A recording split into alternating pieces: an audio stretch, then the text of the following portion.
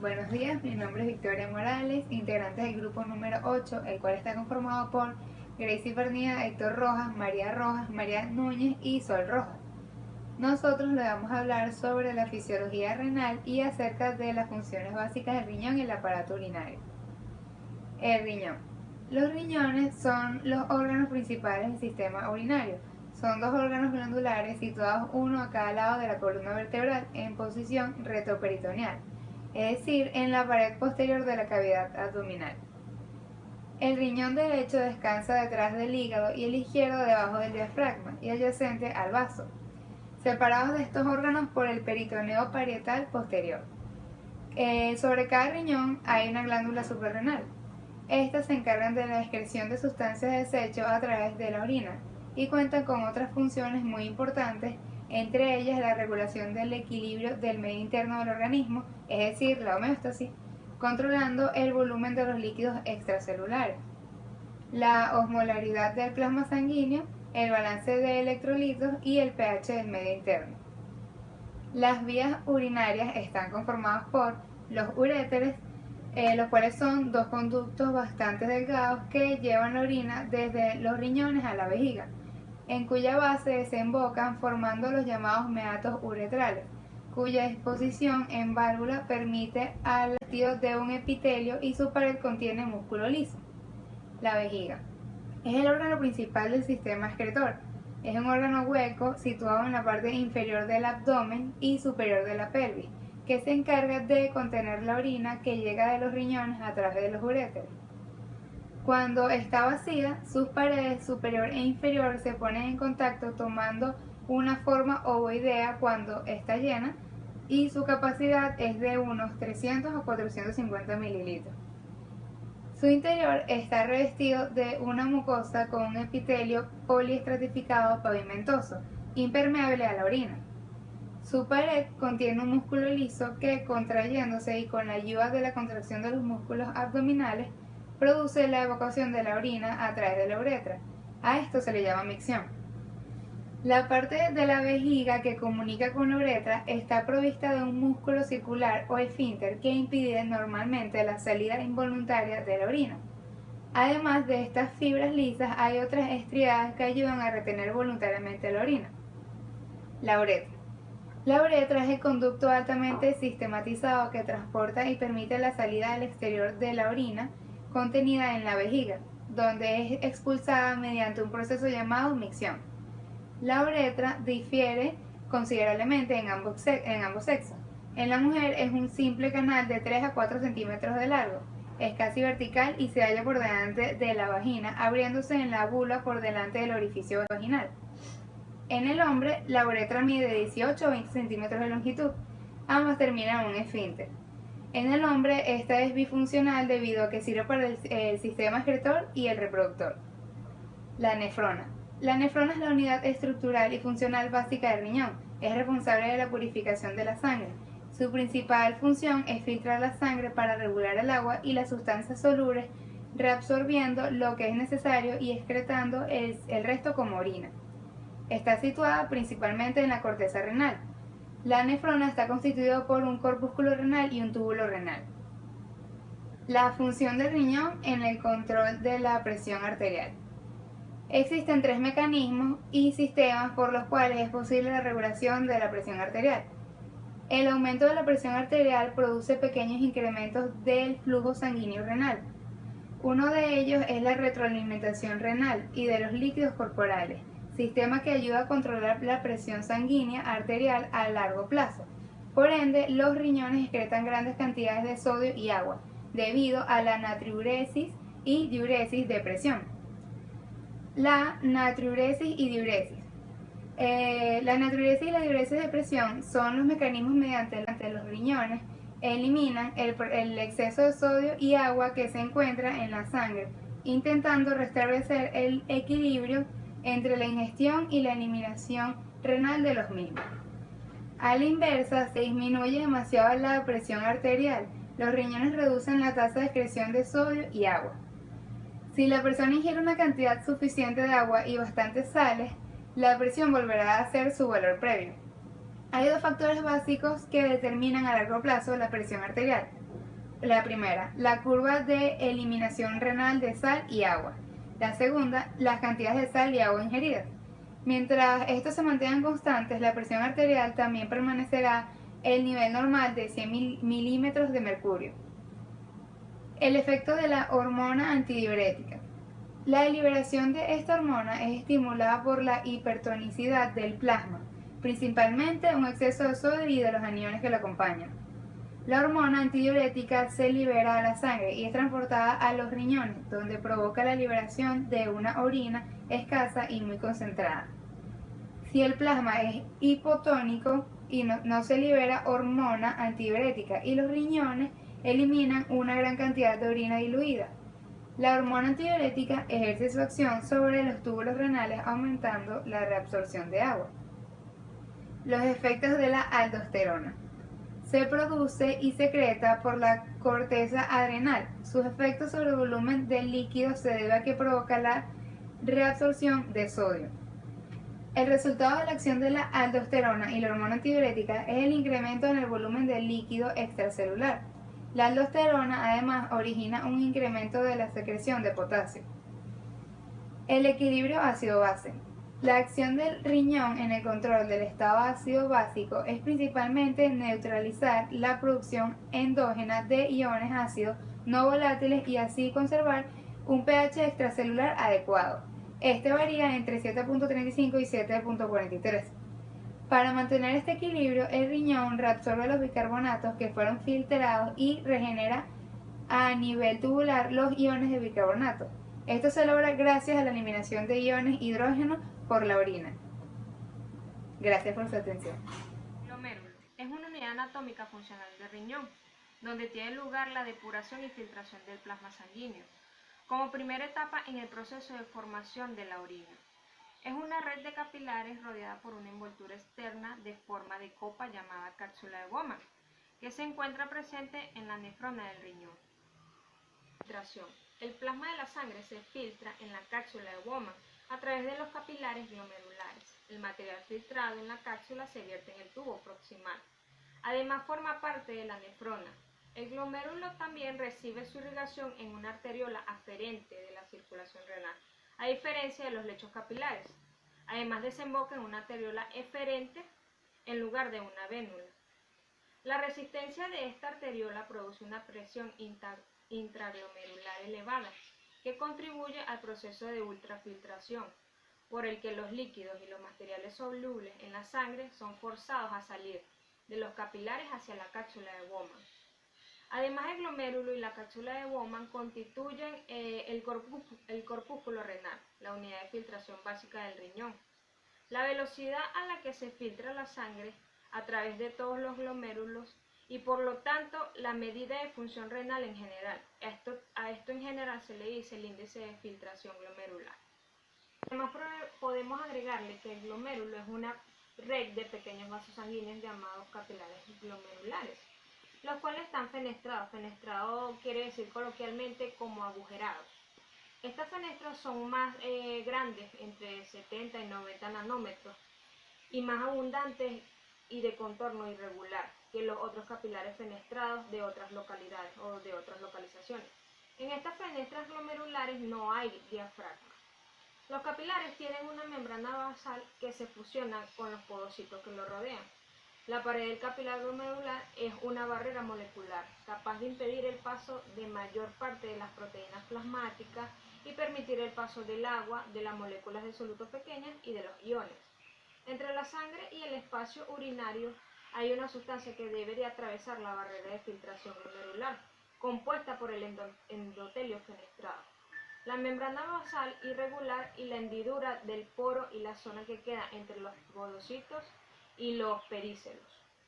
Hay tres fases además de filtración: el endotelio con fenestraciones, la membrana basal glomerular y el epitelio visceral formado por los podocitos, que dejan al diafragma entre los pericelos. Ahora bien, le sigue la cápsula glomerular de Bowman.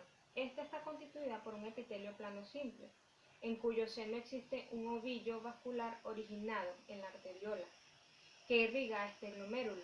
La arteria aferente es la que luego divide en distintos capilares la salida de este glomérulo y van a reunirse en otras arteriolas, por ejemplo la arteriola aferente. Es la parte más externa del corpúsculo renal y está formada por una pared doble, con una capa parietal y otra visceral, que delimita un espacio llamado espacio urinario o espacio de la cápsula de Bowman. La capa parietal de la cápsula de Bowman es el límite externo del corpúsculo renal y está formada por un epitelio plano simple o un epitelio capsular, apoyado sobre una lámina basal. El polo urinario del epitelio de la capa parietal se continúa con el de la capa visceral y que se ha evaginado y envuelve a la pared de los capilares del glomérulo. Además, la capa visceral de la cápsula de Bowman está formada por las células llamadas podocitos. Seguimos con el podocito. Estas son células de forma de estrellas, de gran tamaño, con prolongaciones similares a las de los tentáculos. Estos rodean los capilares glomerulares. Su cuerpo protruye en la luz del espacio urinario y emiten prolongaciones primarias gruesas, que ramifican a su vez prolongaciones secundarias mucho más finas, las que a su vez emiten ramificaciones o pedícelos. Todas esas ramificaciones tienen un citoesqueleto muy desarrollado. El podocito rodea el capilar glomerular en su totalidad, a través de los pedícelos. Se interdigitan con los podocitos vecinos también. Además cumple una función de macromolécula, porque cubre la membrana basal con el citoplasma.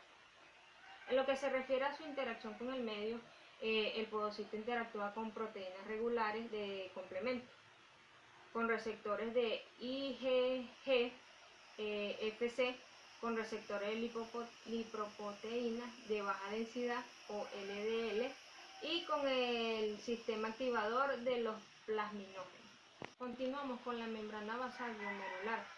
Esta impide el paso de las macromoléculas en forma mecánica y eléctrica. Esta última debido a la presencia de moléculas de carga negativa, proteoglicanos ricos en herpansulfato o herparansulfato. Esta membrana está compuesta por dos capas finas, además la lámina rara interna y la lámina rara externa, y una capa central gruesa. La lámina densa también está constituida en esta membrana.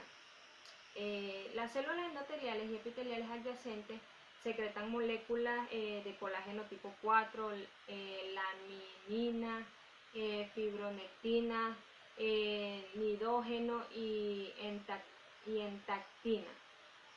Y además proteoglicano de herparansulfato, que forman una estructura similar al un enrejado. Le seguimos con el mesangio renal.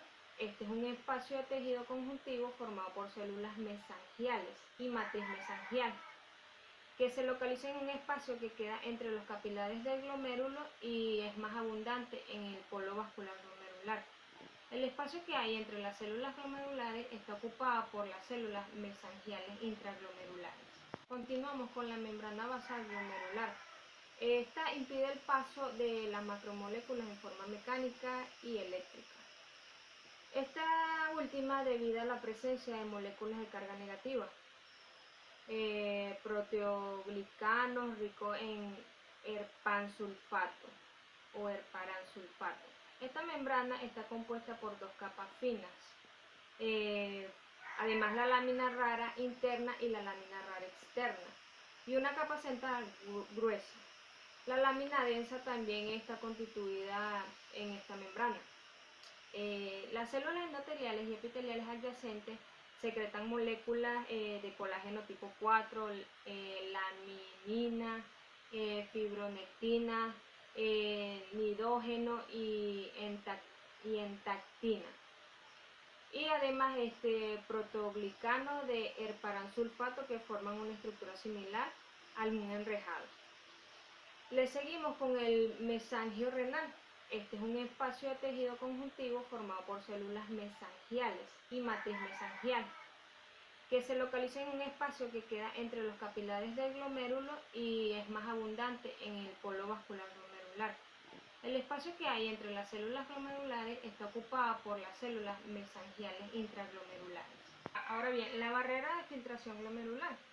El corpúsculo glomerular es la zona de la nefrona que se produce la ultrafiltración del plasma, o sea, la orina venía siendo la orina primaria. La estructura que está a cargo de la ultrafiltración es la barrera de filtración glomerular. Esta separa la luz de los capilares glomerulares de la luz del espacio urinario de la cápsula de Bowman y está formada por diversos elementos que la configuran, como por ejemplo el endotelio fenestrado de los capilares, la lámina basal externa, la lámina basal glomerular, la lámina basal densa, la lámina rara interna y por último la membrana de la ranura de filtración que hay entre los pedícelos de los podocitos. Por último tenemos la irrigación. Como ya se dijo, el glomérulo recibe sangre de una sola arteria, que es la arteria aferente, rama de una arteria interlobular de la corteza del riñón. Continúa el revestimiento, que son los capilares glomerulares que están revestidos por unas células endoteliales. Le sigue el drenaje de la sangre. La sangre es transportada fuera del glomérulo por una arteriola, como ya bien anteriormente lo he nombrado, eferente, en lugar de una vénula, como se observa en la mayor parte de otros sitios capilares. Y por último, vamos a hablar sobre el drenaje del material filtrado. Después de haber atravesado los capilares del glomérulo, el material filtrado entra a una cápsula de Bowman y desde ahí deja del corpúsculo por un tubo contorneado proximal para ingresar al sistema de conductos colectores de la nefrona. Mi nombre es Héctor Rojas, soy del grupo de Fisiología de los viernes a la 1 de la tarde. Voy a hablar sobre la reabsorción y secreción tubular. Principalmente es importante mencionar las partes involucradas en la secreción, que serían 4, que sería el túbulo contorneado distal, túbulo contorneado proximal, el asa de Hagle y el túbulo colector. Principalmente la secreción tubular es una de las principales funciones de la nefrona, que se encarga de la transferencia de las sustancias desde la sangre y las células tubulares hacia el líquido tubular, para así poder ser secretado del organismo, siendo la reabsorción la segunda función básica de la nefrona y el túbulo colector. Esta función es muy importante, ya que el 99% del agua filtrada debe reabsorberse. Las células epiteliales son las que llevan a cabo esta función. Ahora vamos a explicar parte por parte cada una de las cosas que ocurren durante la reabsorción y la secreción. Primero, en el túbulo contorneado proximal, que es el lugar donde se lleva a cabo la reabsorción de la mayor parte de los solutos de líquidos de agua filtrados. Casi todos los procesos aquí van a involucrar el sodio, siendo este uno de los procesos más importantes de transporte producido por el organismo, por el mecanismo de cotransporte e intercambiador. Estas moléculas se unen a una proteína que los transporta de una célula posteriormente al sodio y la glucosa pasarán a la circulación. Por otro lado, hay un intercambio sodio e hidrógeno. Este va a transportar sodio a la célula a medida de que secreta hidrógeno en la lesión del túbulo. Esto es muy importante para el equilibrio ácido-base. Además, lleva la reabsorción de los iones de sodio, los cotransportadores de sodio, y son intercambiadores del mismo hidrógeno. Pero estos promueven la ósmosis de la pila de absorción de hidrógeno soluto a este nivel del túbulo de los solutos orgánicos. Es importante mencionar que las células que revisten el túbulo contorneado proximal y la conexión ascendente del asa de Engle va a ser muy permeable al agua, gracias a unos canales que se encuentran en estas células llamados ecuaporina 1. Seguidamente tenemos el asa de Hagle. El asa de Hagle, que esta a su vez tiene dos subdivisiones, una rama ascendente y una descendente. Y la rama ascendente tiene una parte gruesa. La composición química del líquido tubular a este nivel va a ser muy diferente al filtrado glomerular inicial, porque la glucosa y los aminoácidos y otras sustancias ya no están presentes, ya que se reabsorbieron en el túbulo contorneado proximal. En este nivel se reabsorbe entre el 20 y el 30% de sodio, potasio y calcio. Entre el 10 y el 20% del bicarbonato, 35% de cloro y 15% del agua. Y aquí la reabsorción del agua por ósmosis no se acopla completamente a la reabsorción de los solutos filtrados porque parte del asa de Agli es relativamente permeable al agua. Puesto que muchos canales para el potasio están presentes en la membrana apical, la mayor parte del potasio transportado por cotransportadores se desplaza de nuevo hacia el líquido tubular y va a favor del gradiente de concentración. El principio efecto de los transportadores de potasio y sodio y 2-cloro es que por lo tanto la reabsorción de sodio y cloro en el movimiento de potasio tiene una carga positiva hacia el túbulo. A través de los canales deja carga de canales de líquido intersticial a la sangre con carga relativamente negativa. Respecto al líquido de la porción ascendente del asa de Engle, entonces esta negatividad es la que promueve la absorción de los cationes. Se dice, ahora vamos a hablar sobre el túbulo contorneado distal. Es aquí donde se lleva a cabo principalmente la reabsorción de agua y cloro, gracias a los cotransportadores de sodio y cloro. En la membrana apical se encuentra la membrana vasolateral y es la bomba sodio-potasio. Y los canales de cloro, estos van a permitir la reabsorción total del cloro y estos se van hacia los capilares. Por último, el túbulo colector, que es la parte más distal de este túbulo. A nivel del 90 al 95% de agua de solutos filtrada se retorna totalmente al torrente sanguíneo, y aquí en el túbulo colector, como en la parte final del túbulo contorneado distal, hay dos tipos de células, cuáles son las principales y las intercaladas. Las principales reabsorben sodio y potasio. Estas células se encuentran muy reguladas por la hormona aldosterona. Las intercaladas, por su parte, se encargan de reabsorber el potasio, el bicarbonato y de secretar el hidrógeno. Entonces, al saber todo esto, podemos decir que la función principal de la secreción está en que los riñones limpian la sangre de las sustancias de exceso, y es el tercer proceso mediante el cual estos mismos lo hacen y a su vez regulan la composición y el volumen de la sangre, e involucran a diversas sustancias que se añaden al fluido tubular. Este proceso elimina cantidades excesivas de sustancias corporales disueltas y también mantiene la sangre a un pH normal, saludable, y su intervalo sería entre 135 y 745. Las sustancias que se secretan en el fluido tubular, que son para ser retirados del cuerpo, son iones de potasio, iones de hidrógeno, iones de amonio, creatinina, urea y algunas hormonas. Cabe destacar que algunos fármacos también son secretados, como la penicilina. La secreción tubular se produce en las células epiteliales que recubren los túbulos. Los metabolismos de drogas o medicamentos deben ser hidrosolubles para excretarse por la orina. Los factores que influyen en la excreción renal incluyen la concentración del fármaco en el plasma, la unión de las proteínas plasmáticas y la función renal. También cuenta con cinco mecanismos para la reabsorción, que algunos ya los conocemos. El principal sería la difusión simple, que se debe al movimiento al azar y requiere un gradiente electroquímico de saturabilidad en la matriz lipídica.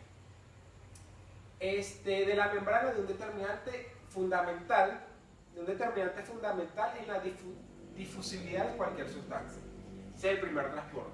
Seguidamente viene la difusión simple facilitada, que es el movimiento total de una sustancia con proteína a favor de su gradiente de concentración o su gradiente electroquímico, sino también de la interacción de las sustancias con proteínas específicas de la membrana, las cuales facilitan su movimiento.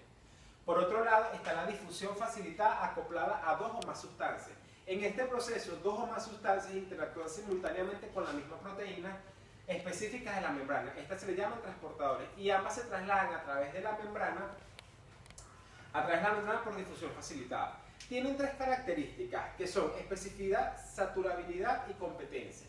Pero además es una de las sustancias que permite liberar energía. La otra sustancia cotransportadora se mueve en contra de su gradiente electroquímico, utilizando la energía liberada por la otra sustancia.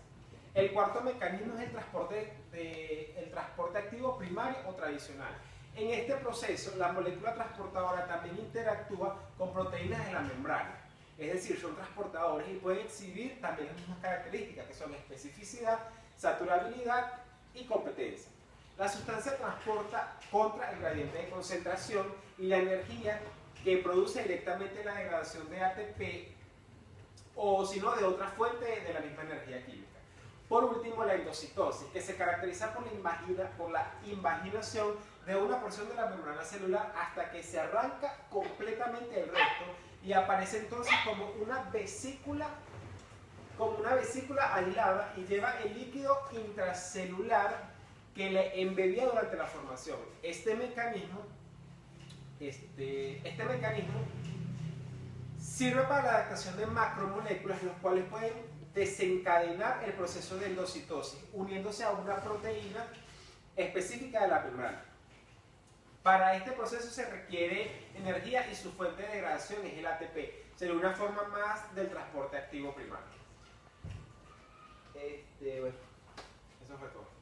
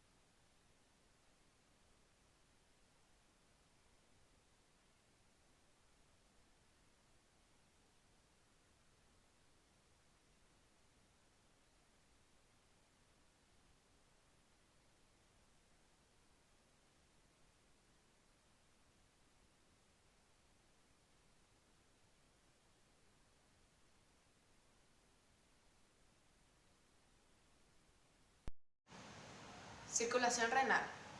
flujo sanguíneo es de 1.2 a 1.3 en un adulto normal en estado de reposo. El flujo plasmático renal es equivalente a la cantidad de la sustancia excretada en una unidad de tiempo dividida entre la diferencia arteriovenosa con los eritrocitos inalterados en ella. El flujo sanguíneo regional es mayor en la corteza que en la médula renal. La presión de los vasos renales es de 15 milímetros sobre mercurio. Es importante destacar en esta que las catecolaminas se encargan de la constricción de dichos vasos. La vasodilatación renal se da mediante pirógenos bacterianos, aunque esta también influye la hidrolazina, que se encarga de abatir la presión sanguínea y hace aumentar el flujo renal, igual que una dieta alta en proteínas. La autorregulación sanguínea renal se da en riñones perfundidos, desnervados y aislados. Esta es impedida por la aplicación de medicamentos que paralizan el músculo liso vascular. Es producida por una reacción contráctil directa en la distensión del músculo liso de la arteriola aferente. Mecanismo de contracorriente. El mecanismo de contracorriente depende de un gradiente de osmolalidad creciente mediante las pirámides medulares. Este mecanismo existe gracias a la operación de las asas de Henle y los vasos sanguíneos rectos. Un mecanismo de contracorriente es el que va paralelo a, en contra de y en íntima relación y proximidad con el eflujo o aflujo dependiente. En este caso, las asas de Henle descendentes son impermeables para los solutos como el sodio y la urea, y permeables para el agua, a diferencia de las ramas ascendentes que son impermeables para el agua y permeables para el sodio y la urea, más al sodio que a la urea. Es importante destacar que el intercambio de contracorriente es un proceso que se da por la difusión de agua y solutos en ambas direcciones a través de las paredes permeables de estos vasos rectos. Los vasos rectos se encargan del intercambio de contracorriente y las asas de Henle funcionan como un multiplicador de la contracorriente. Bueno, mi nombre es Gracie Pernía y yo les voy a exponer sobre la formación de la orina. La formación de la orina a partir de la sangre que llega hasta las nefrones, se produce en ellos el proceso de la formación de la orina, que consta de 3 etapas: la filtración, la absorción tubular y la secreción tubular. Como primero, la filtración. La arteola aferente lleva la sangre al glomérulo, donde los solutos disueltos en el plasma atraviesan los capilares. Esto gracias a que la sangre va a una velocidad muy alta. El glomérulo, por lo tanto, actúa como una especie de colador que filtra los residuos metabólicos, principalmente la urea, y nutrientes de pequeño tamaño como la glucosa y los aminoácidos. Después de la filtración de la sangre, los solutos ingresan a la cápsula de Bowman. Por lo tanto, el líquido contenido en esta cápsula contiene sustancias de desecho en moléculas útiles para el organismo. A este líquido se le denomina como filtrado glomerular. Como segundo, la resorción tubular, que es el filtrado glomerular, avanza por los túbulos renales, lugar donde las sustancias útiles para el organismo son reabsorbidas y reincorporadas a la sangre. El túbulo contenedor proximal, capa principal de los solutos como la glucosa, aminoácidos y sales. Aproximadamente el 80% de la reabsorción de agua ocurre en la primera porción de los túbulos renales mediante la ósmosis, y el 20% es reabsorbido en el túbulo contorneado distal. Como tercero, la secreción tubular, que es la gran parte de las sustancias de los desechos eliminados durante la filtración desde el plasma sanguíneo hacia el espacio urinífero. Sin embargo, a lo largo del tubo renal se produce el transporte de sustancias de desechos desde los capilares tubulares hacia el lumen del túbulo. La mayoría de las sustancias que eliminan en la orina provienen del fluido filtrado de los glomérulos renales. Aparte, la excreción de la orina, que es el líquido de los túbulos que llega al túbulo del recolector, en donde aún se puede absorber el agua. En este lugar el líquido puede recibir el nombre de la orina. Los túbulos colectores desembocan en el cáliz renal. Es allí donde la pelvis renal y la vejiga almacenan la orina y hasta que se produce el reflejo de la orina, donde este es el momento donde recibe el nombre de la orina y es expulsada por la uretra hacia el exterior.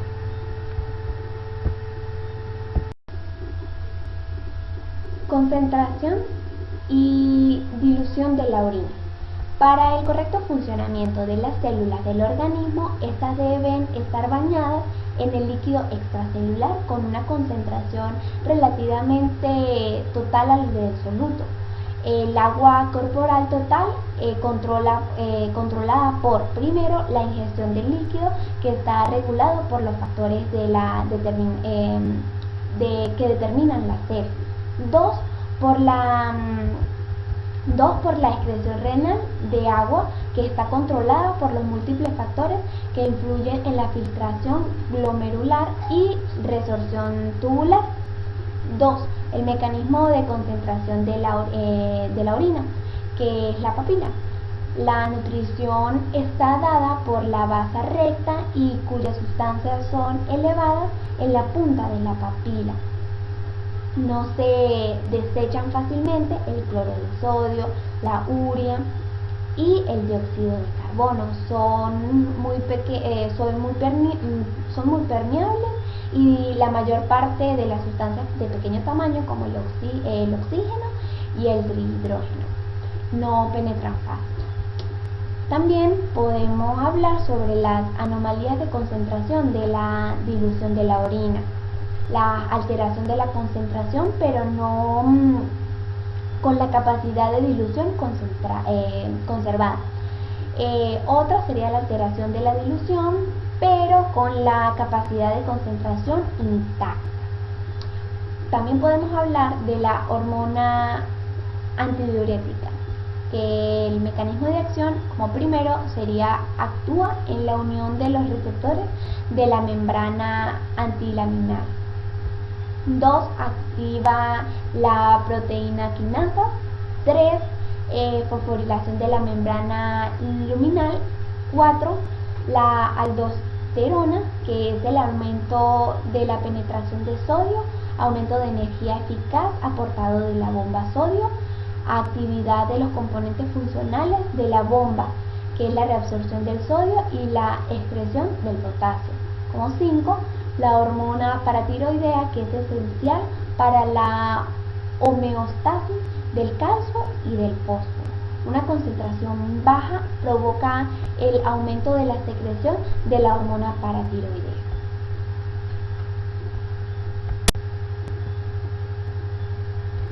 El llenado y vaciado de la vejiga.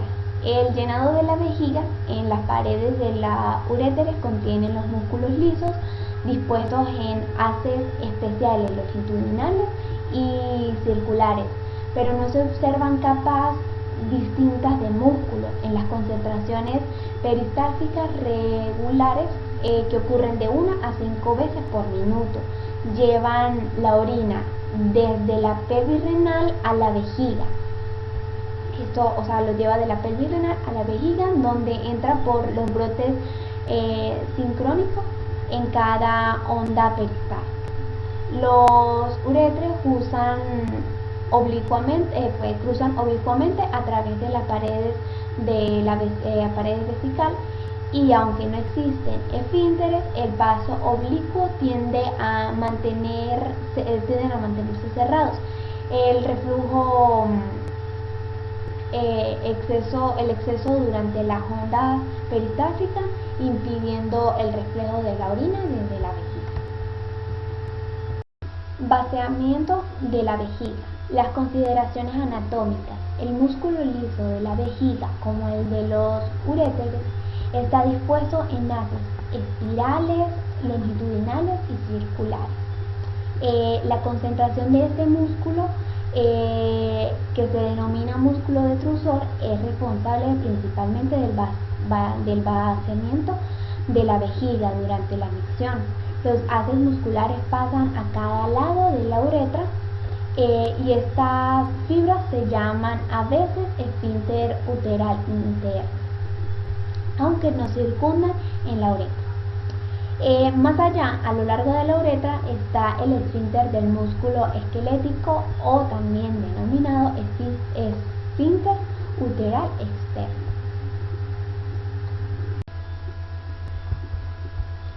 La micción. La fisiología de la micción y sus trastornos son temas acerca de los cuales existe mucha confusión. La micción es fundamentalmente el reflejo espinal facilitado por los centros cerebrales superiores, y como la defecación está sujeta a la facilitación voluntaria.